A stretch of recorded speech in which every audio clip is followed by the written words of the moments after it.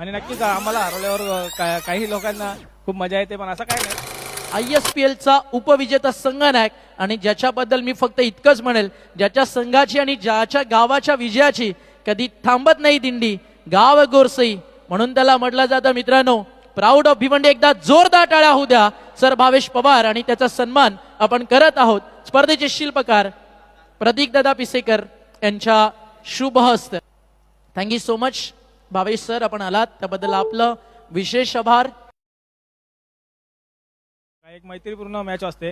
Cricket आज 4 महिन्याचं cricket आहे, तर एक मैत्रीपूर्ण आम्ही मॅच खेळतो. आणि नक्कीच आम्हाला हरवल्यावर काही लोकांना खूप मजा येते, पण असं काही नाही.